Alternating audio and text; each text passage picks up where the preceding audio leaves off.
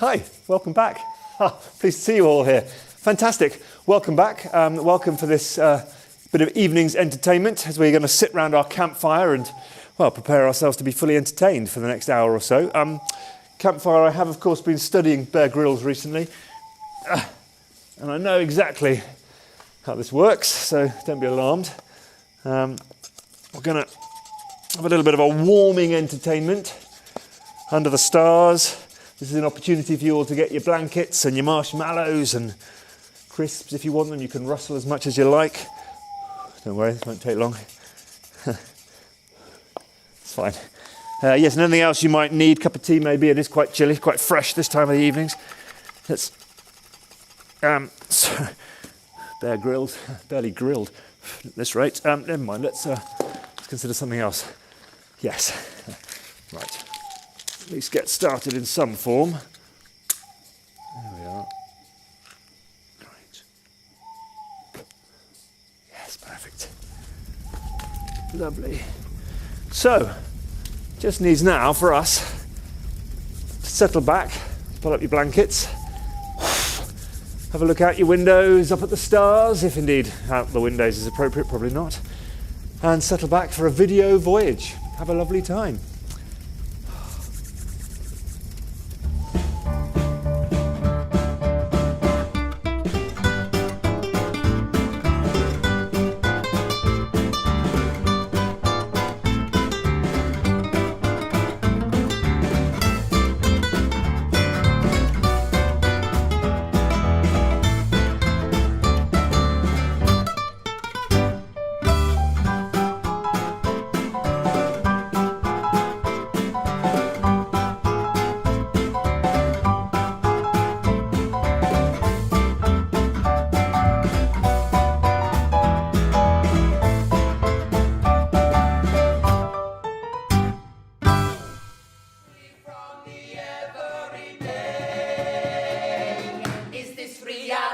Is there some doubt?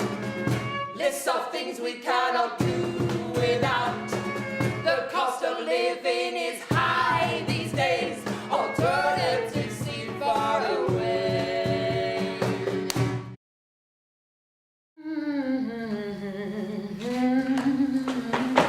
Oh, thank goodness you're open. I want to buy a flower for my sweetheart. Well, we only have rose bushes. And they're free. No, I was actually looking for some chrysanthemums. I'm sorry, but we only have rose bushes. No dahlias? No. Palms? No. Daffodils? No. Delphiniums? No. Potentilla astris sanguinea? No. Achillea filipendulina? I'm sorry, but we only have rose bushes. Oh. No tulips then? No. Only roses? Yes, only rose bushes. I see. Do you think these roses would be romantic? Very romantic, yes. Okay, in that case I'll take one. Just the one rose, please. But you can have the whole bush. Yes, but I just need one, so I'm only going to take one. You see, I was planning on saying to her, a perfect rose for my perfect rose. And a perfect rose bush for my perfect rose bush. Doesn't quite make any sense, does it? In any case, I couldn't afford a whole bush now, could I? But it's free. Yeah? And if you took the whole bush, you'd have an endless supply of perfect roses for your perfect rose. Yeah, I suppose I could write you a check. I don't want your checks. It's all right, I have a check guarantee card. I don't want payment. It's free. Yeah. Do you take Visa? No. Maestro? No. American Express? No. For everything else, there's MasterCard. No, listen. It's free. F-R-E-E. Free. Did you just say free? Yes. Is it no extra cost? No. Nothing at all? No. I see. Good. So you'll take an IOU then, yeah? Listen. This rosebush is yours for the princely sum of nothing. Or, in monetary terms, that is £0, 0 pence, and 0% VAT. All you have to do is pick it up and take it away. You owe me nothing. Do you understand? Yeah. You! I'll take it. When's your earliest delivery date? Well, just you take one of these right now. No. Couldn't possibly do that, no. Why not? Well, my hands are full of these boxes, aren't they? Yes, Well, boxes. what's in your boxes? Oh, nothing much. Rubbish, mainly. Well, I say that, it's all rubbish now I think about it. Can't seem to get rid of it. Nobody wants it. Well, just you leave your rubbish down there and take your rose bush. I will deal with your rubbish. Mind you, there's some good quality rubbish here. Now, just look at this It newspaper. doesn't matter what it is, just leave your rubbish down there and take your rose bush. And when do I come back for my rubbish? Never. I will deal with that. You'll get rid of all my rubbish. Yes. Right. So, what you're actually saying is that if I wanted, I could just leave my rubbish here, like that, take this rosebush, free of charge, and it's mine to keep forever at no extra cost. Precisely. Oh. I see. So, you'll take it. I'll think about it.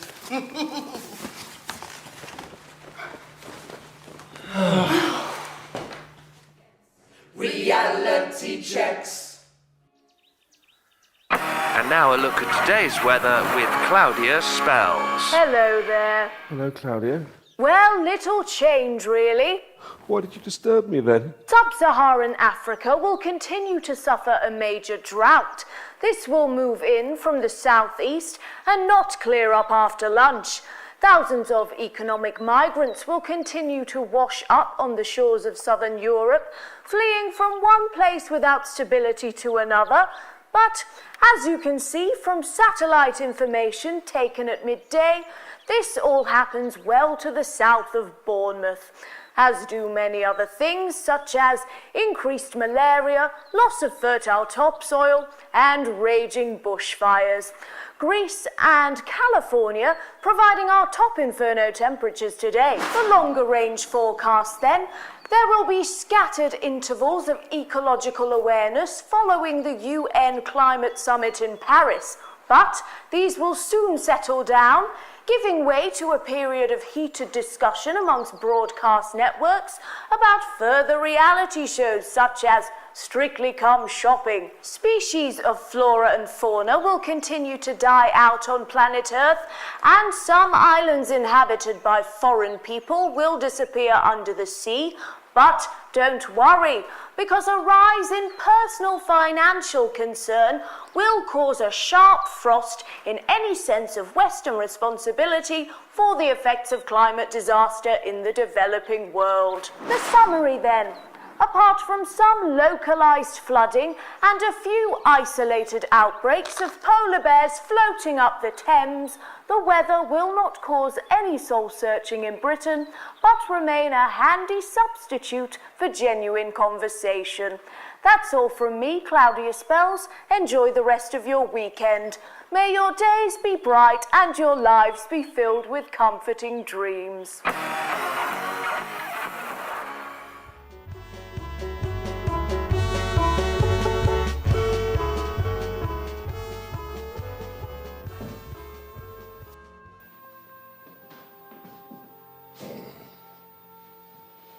You just been to Tai Chi? Yep.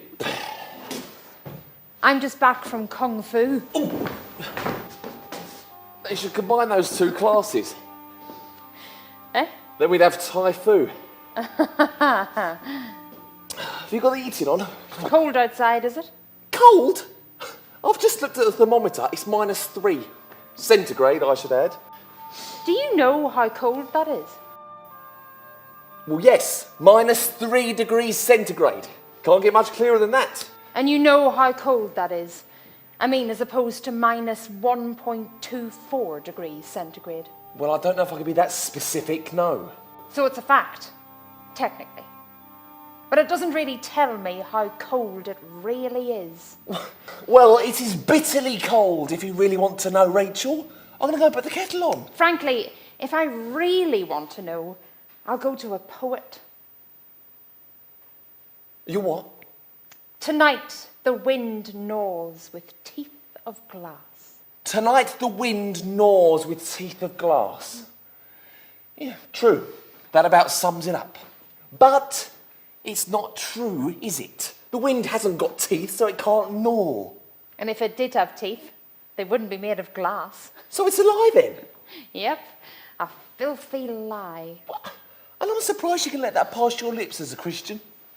Well, it's true. You just agreed that it was a lie. Yes, but some things are better described using similes and metaphors. In fact, some things can only be described using imagery. Like what? Like all the important things, actually. Pain, love, and since you mentioned Christianity, God. Once you start speaking of the really vital things, imagery is the only way. Is God my rock, or my fortress, or a tree planted by the waters, or my father? They're all a bit different, but then there are different kinds of truth. Should we go and have some Thai food? Raise a warming mug to poets everywhere. Yeah, whatever.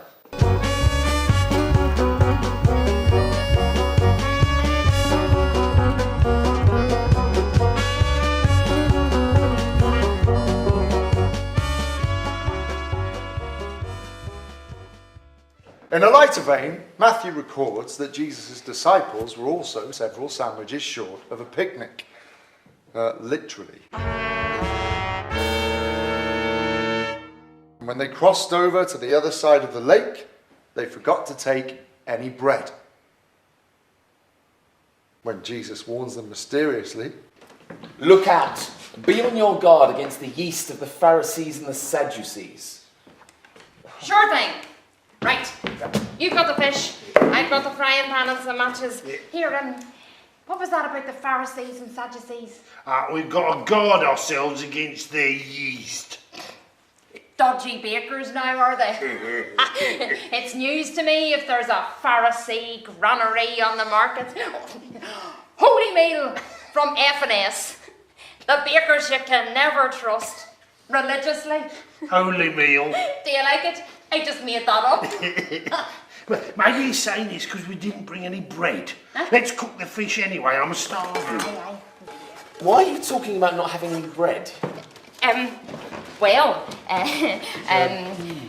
We forgot it. But we think we can manage with our fingers.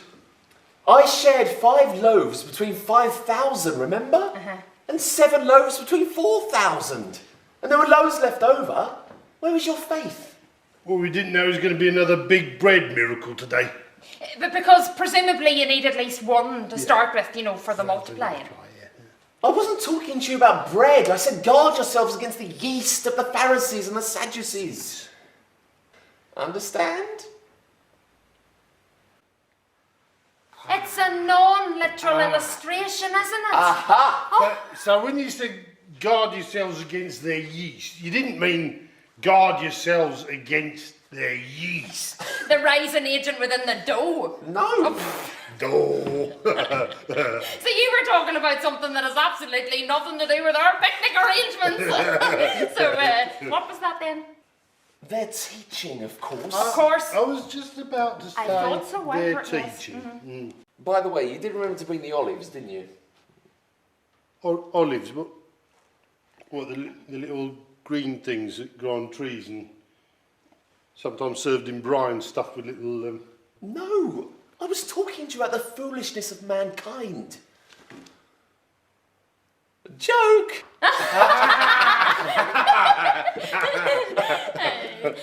No. I forgot those as well. What was it? Seeing the state of the nations, he went up onto the mountain, and when he sat down, the world leaders came to him. And he opened his mouth and taught them through the mass media, saying, "You have heard that it was said, an eye for an eye and a tooth for a tooth. But I say unto you, why stop there?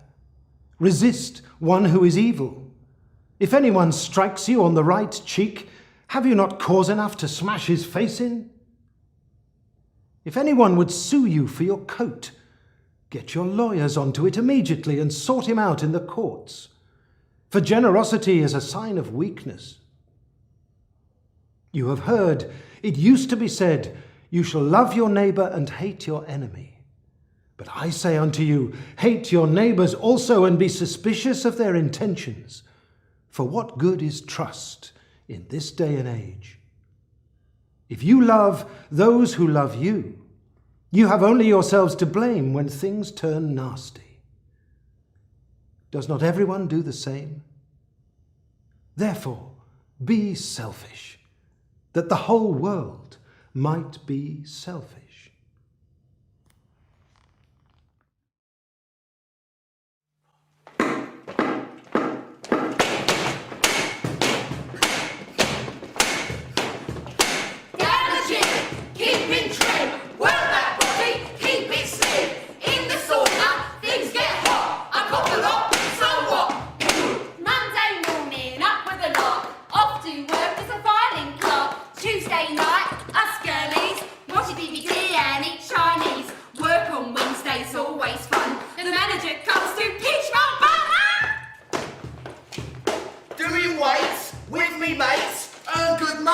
Working late, watch TV, take ecstasy. My head feels funny, but I'm really free. I think. Go to Pilates Thursday night, work that body, keep it tight. Friday night is party time. Bleh! Chicken madras and a lager and lime. Saturday night I'm out with Jim. I think he'll ask me to marry him. Oi, Rick, I've got this chick. She looks so good and she's really fit. She's quite fine. Just my kind, but I can't seem to get no peace of mind. A few years on, get the kids to school. My cosy bulges at the swimming pool. I want some razzle. Fancy the pub. Jim drags me down the working men's club. Thursday still Pilates day. Keep it in shape, Jim likes me that way. Got a house, got a car, got a private bar, got a yacht, got a villa in Marbella. I'm older now, and my belly's gone flat. Starting to worry about looking a prat. Doing the housework takes me hours. Jim can't afford to buy me flowers. Saturdays, a family day. But Nintendo Wii is all we play. It's doing my head in. I'm almost dead. School in the morning, so early to bed. Oh, we're having a bash, no shortage of cash. The music's all strange and I've got a bad rash. Ella, eh, eh, eh.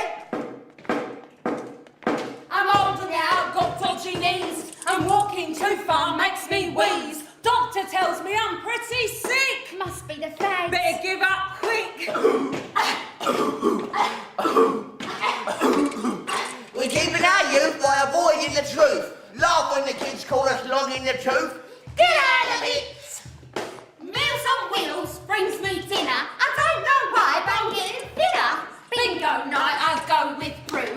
Now Jim's gonna need things to do. Bingo! Life is full of small adventures, like searching for each other's dentures. Eating was mine.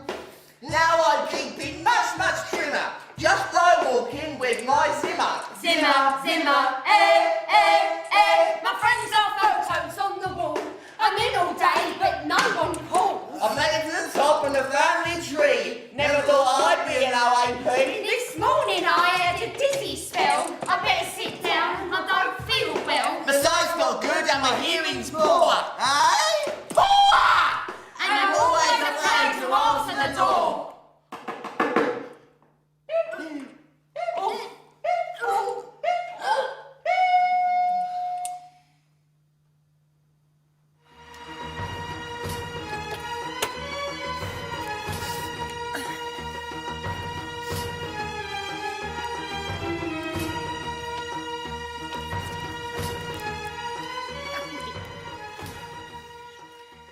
In the days when King Ahasuerus ruled the land from Egypt to India, no one could approach his throne uninvited on pain of death. His preferred method was to impale you on a 50-cubic pole so that everyone could immediately see the folly of dropping in on the supreme ruler without an appointment arranged by the supreme ruler. It was a lesson no one had to learn twice. Because if you wanted to talk to the king or ask him anything, you had to hang around outside the king's hall, hoping he might ask to see you, and then you might be able to talk to him. After all, King Ahasuerus was a rather private tyrant. A busy man with a short temper and couldn't be giving time to the trivial concerns of every Tom, Dick or Esther from across the empire. Esther. Oh, Esther. That's Queen Esther, if you don't mind. Yes, Queen Esther. She desperately needed to talk to the king, but even the queen had to follow protocol before popping in on her husband Ahaz the Impaler. You say popping in, but it could take weeks. And you say husband, but Esther is only the top girl in the harem. Ahaz's current favourite. I'm still queen, though. Do you mind? Of course, Thank you very much. As long as you don't upset him, like the last one did. It was a lot more complicated than simply spraying on a bit of his favourite perfume. It's oil of myrrh and spices. Gorgeous, darling. She had to hang around. I had the full 12-month treatment. No way. Lovely. She had to hang around just hoping that the fragrance would waft into the king's halls and he would call her in. And Esther, Queen Esther, desperately needed to talk to the king to plead for the lives of thousands of Jews dispersed across the empire. A date has been fixed for them all to be slaughtered. Annihilated. Wiped out. And all because the king's senior official, Haman, got really angry, thank you so much, when a Jew called Mordecai refused to bow down and pay homage to him when he went past. To Haman, this was typical of the Jews, following their own laws and refusing to worship the country's leaders. And no one knows that I am a Jew. And no one knows that Mordecai is your cousin. You know that. No one must find out. No one, because Mordecai needs you to talk to the king. To beg him to stop the Holocaust. You're the only one who stands a chance. I'm terrified. So is your family. So are your nation. But Mordecai is convinced that God will send someone to deliver his people somehow. Why does that somehow have to be me? It doesn't. You could keep silent. But perhaps God has put you in your position in the kingdom for just this moment. You have access to the king. And you have access to God. How does that make you feel? Rather faint. I suggest you talk to God before you talk to the king. Esther, she's heavier than she looks. Why does she have the pie? Who's been eating all the pie? Esther, it's not your best look. I'm going to Goodness sake. Can you just back? Oh, your tea.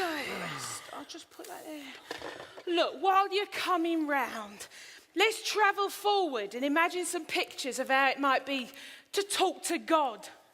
How you enter his presence depends on how you picture him. An all-powerful king? Maybe. A judge? But what kind of judge? Like you, this widow felt completely helpless when seeking justice. She had access to a judge, an arrogant so-and-so who neither feared God nor cared what other people thought. And there she was, abused, poor, with no one to defend her against a malicious opponent. I've got no one to defend me against a malicious opponent. Are you deaf? I said I've got no one to defend me I can hear you perfectly well, thank you, madam. Good day. Well, what are you going to do about it then, eh? Look at you. Sat there day after day checking your share prices. I bet you're not even sober half the time. Well, I'm not going until you've done something about it. You're the judge and I want justice. Legal aid. I want me some of that legal aid. Ever heard of it? I am well acquainted with the legal aid system, thank you. Well, I've got things to do. Unfortunately, madam, so have I. And I'm not going anywhere until you've done something about it. I want a settlement. This is for my grandson. Knit one, purl one. Knit one, purl one. Knit one. Oh, for crying out loud! Certainly. Knit one, purl one. Knit one, purl one. Knit one. Madam, that's it! That's enough! If you promise to go and never, ever return, I will give you whatever settlement you require. Thank you.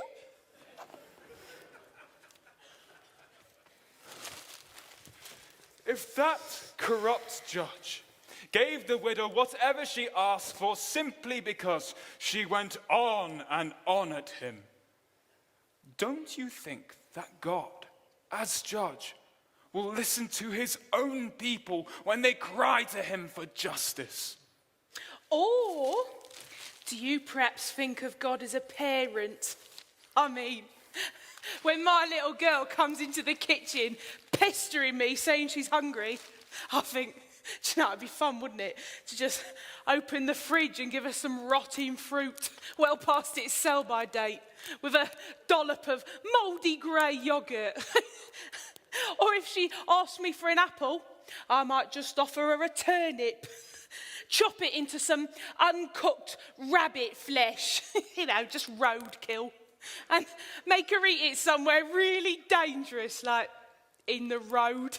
Am I like that? Is that the kind of parent God is? So, talk to God before you talk to the king. God's really nice. Oh, sorry. I must have passed out with all the stress. Interesting dreams? Well, yes, actually. I'm going to do this. I'm going to submit myself to God, my listening judge, as well as my almighty king. And your loving parent. Yes. To steal quietly into his presence. Excuse me. Oh, sorry. Thank you very much. I saw myself climbing a little winding staircase and emerging into a sunlit radiance, brilliant with every colour imaginable. More glorious than the presence of your husband. And a lot safer. Yes.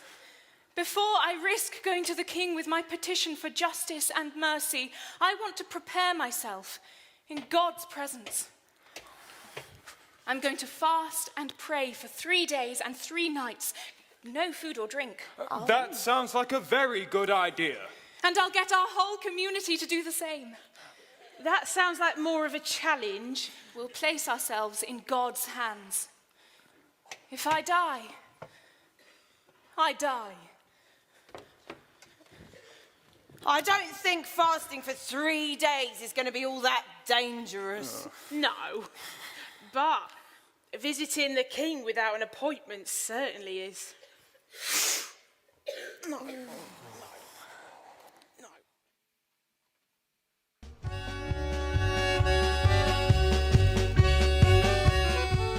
In the days of old, when men were bold, they built a tower called Babel. Now the whole earth had one language and few words. Rhubarb, rhubarb, rhubarb, and rhubarb. A form of ancient rhubarbaritic, which was very easy to learn.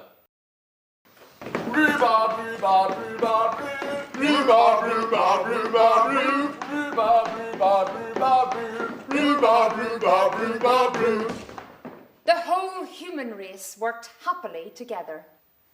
Rhubarb, rhubarb, rhubarb, rhubarb, rhubarb, rhubarb,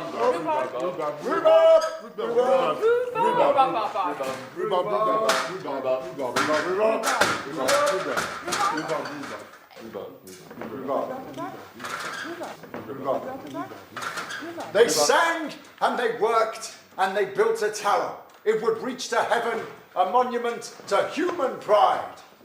Rhubarb! Rhubarb! Rhubarb! They were one people with one language and one ambition, to be like God. Rhubarb, rhubarb, rhubarb, rhubarb, rhubarb, rhubarb, rhubarb, rhubarb, rhubarb, rhubarb, rhubarb, rhubarb, rhubarb, rhubarb, rhubarb, rhubarb. They built up and up until something strange began to happen. Rhubarb! Rhubarb, rhubarb, rhubarb, rhubarb, turnip!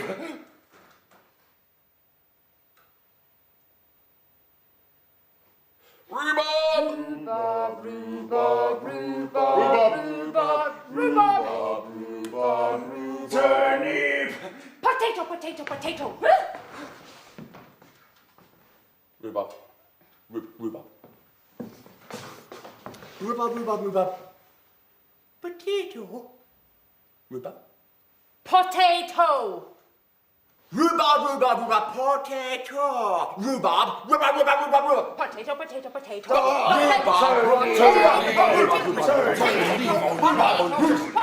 Potato.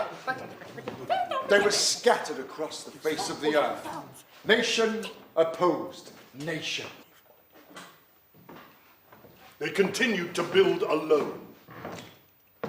Temples. Pyramids. Castles. Citadels. Skyscrapers.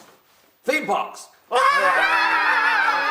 Space stations. The Millennium Dome.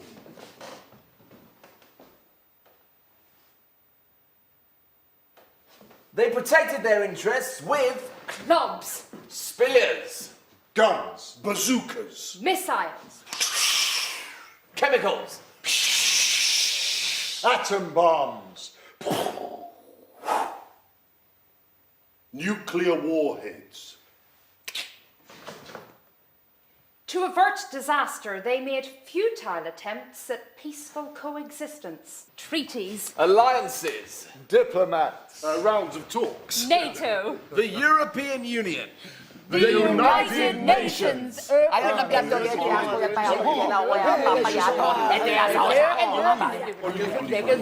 On the eve of the Third World War, in desperation, they invented the Eurovision Song Contest.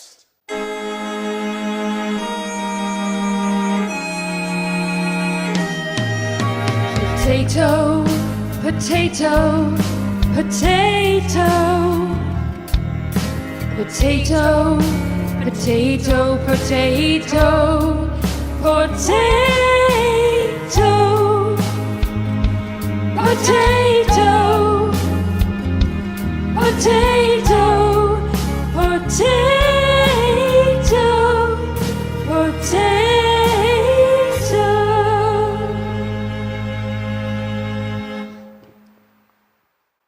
These are the votings of the Norwegian.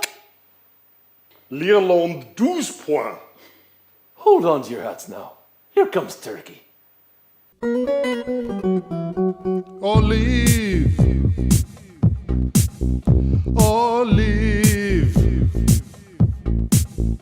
Olive. Olive.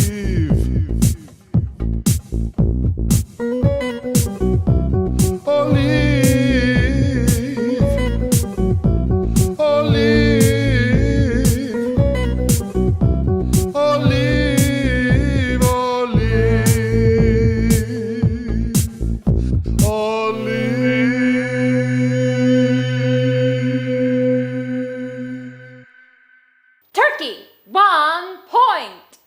These are the votings of the Norwegian.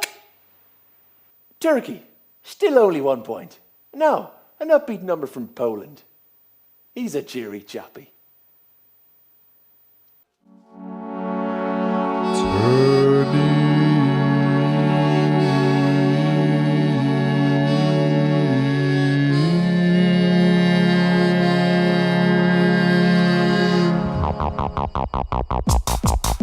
Turny hip, turny hip, turny, turny, turny, turny, turny hip, turny hip, Turnip, turnip, turnip, turnip. Turnip, turnip, turnip, turnip, turnip, turnip, turnip, turnip. Turnip, turnip, turnip, turnip, turnip, turnip, turnip, turnip.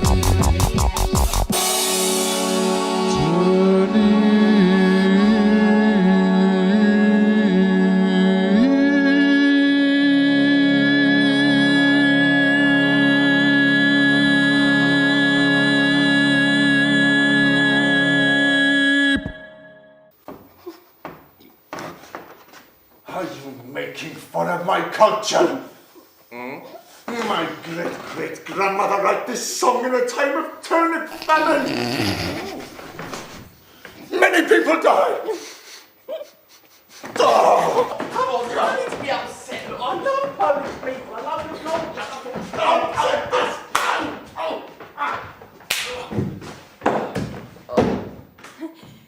World peace? No point. No points.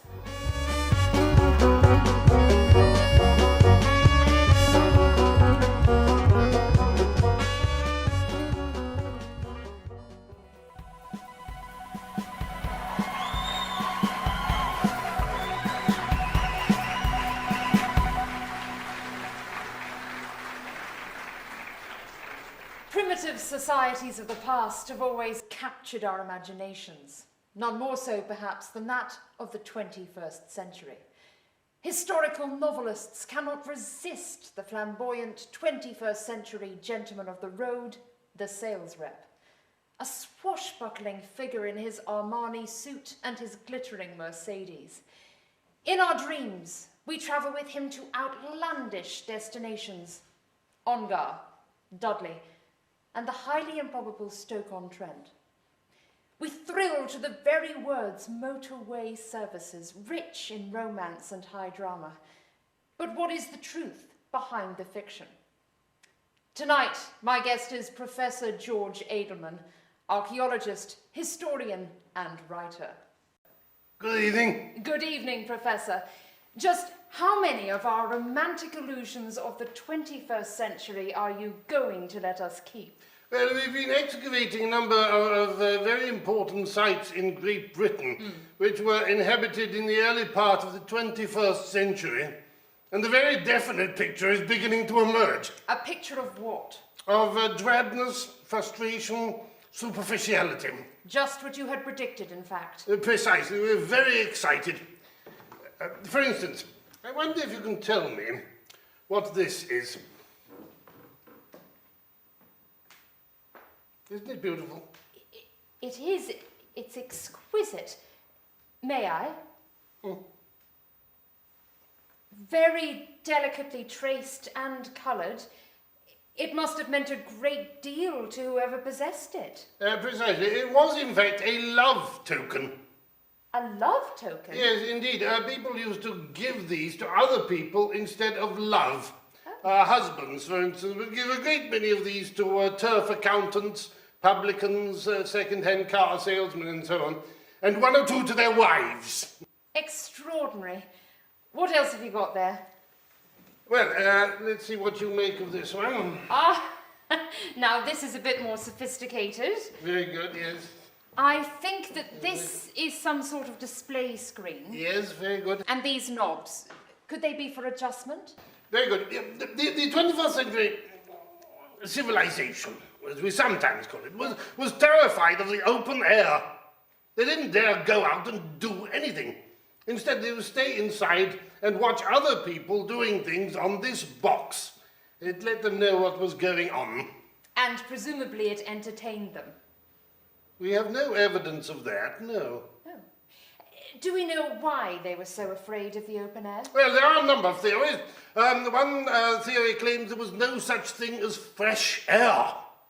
Another puts it down to the fear of the little people.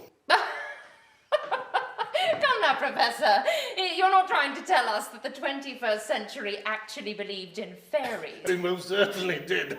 Yes, it was said that during the hours of darkness, while mortals were asleep, a band of fairy folk, known as the Vandals, would skip mischievously about the town, painting things the wrong colour, smashing windows, and tipping machinery into canals. Presumably no one ever saw them. It was considered bad luck to come upon one of these troops at their sport. If their merrymaking were interrupted, they would throw you to the ground, skipping merrily about you, and playfully thrusting broken bottles into your face. Well, Professor, you mentioned drabness and frustration earlier. Let's move on to something a bit more exciting. Superficiality. Yes. Now, in almost every dwelling which we excavated, we came upon a similar object again and again.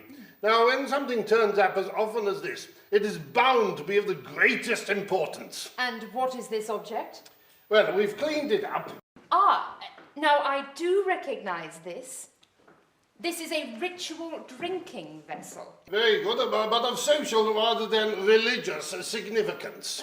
When visitors came to a house, this would be filled with a libation of clear liquid, known as gin or gin. And then a ritual of great richness and complexity would begin. The host would say the word of invocation, chuz, and then take a sip. And then one of the guests would reply with an acceptable response. That's better. And then all those present would sit around in a small circle and insult those who were not there. This would take the form of extreme abuse or simply lies and exaggeration. After this, a meal would be eaten. And this had a tradition too? Only one. It had to be more ornate and look more expensive than the one the visitors had previously provided for them. But Professor, there must have been times when the 21st century could just relax and enjoy themselves. Didn't they ever play games? Well, it depends what you mean by games. There were certainly great hoaxes. Hoaxes? Yes, there was one very, very silly thing which the whole country would join in with every 4 or 5 years. It was called polling or polling. Polling? Yes, the derivation of the word is obvious enough to imitate the action of a parrot. People would go inside a kind of artificial cupboard and place a cross on a small piece of paper. Then the crosses would be counted and the pieces of paper thrown away. It had no effect on anything else? No, none whatsoever.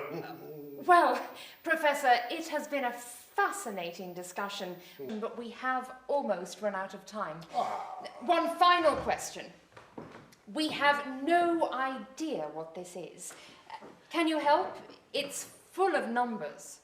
Yes, there were many of these. It was a religious ritual. It is a prayer sheet. The numbers correspond to prayers.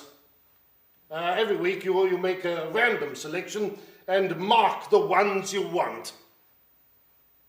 And? You sit back. And?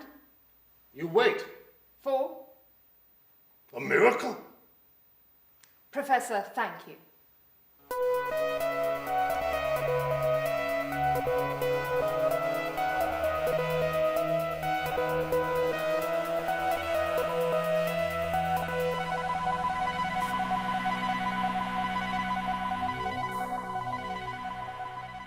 This is fantastic. What's that? It's fantastic. Here, fantastic acts. Oh, yeah? Yeah, it's all about the first century church. Oh, first century, that is a long time ago. Well, it's 20 centuries ago, but there's so much here. Stories, miracles, missionary outreach. The whole church today could take a leaf out of this book. Yeah, like this one. Still, I bet things would have been different back then. Yeah, church notices would have been different. For your encouragement, the entire church leadership team has been arrested and sent to prison. Staff news, after absolutely no interviews, our next appointment will be made by the drawing of lots. Mission.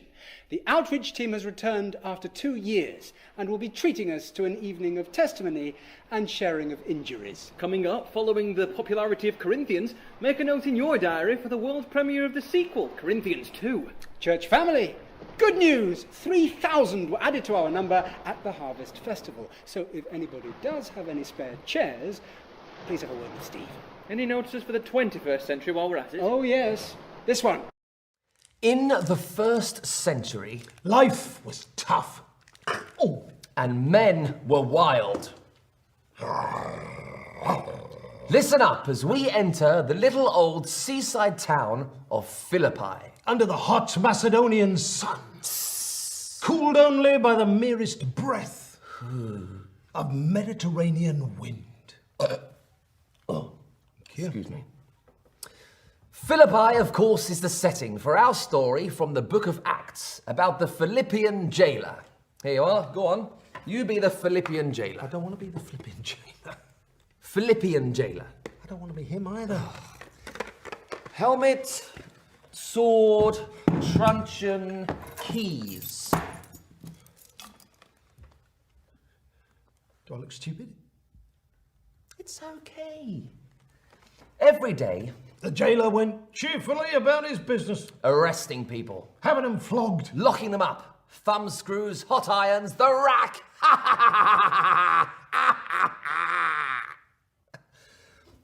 And fastening their feet in the stocks. Because there weren't any chairs.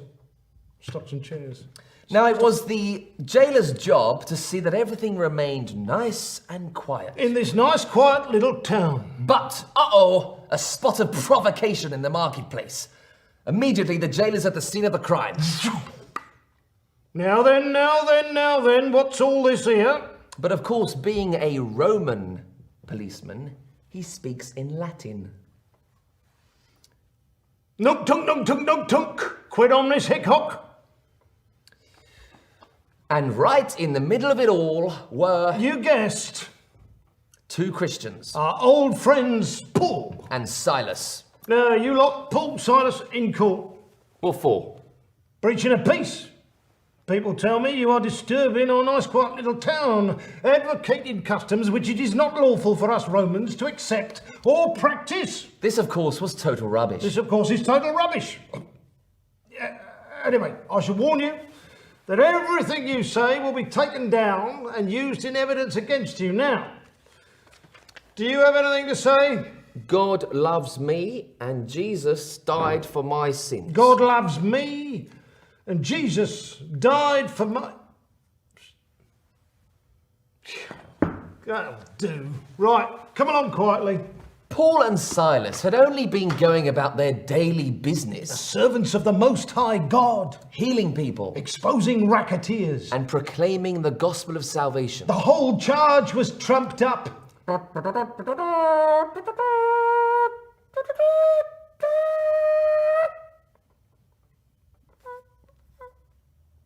Having beaten them with rods.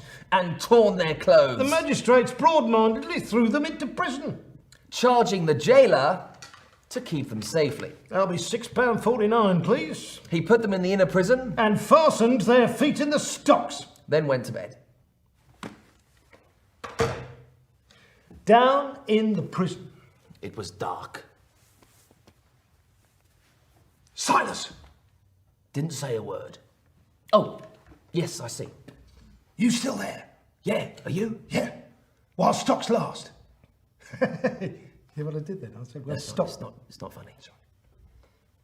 Been inside much, have you? Oh, in and out, yeah. The Lord looks after me. He's going to get us out this time, isn't he, Paul? Yeah. I was just having a little pray about that.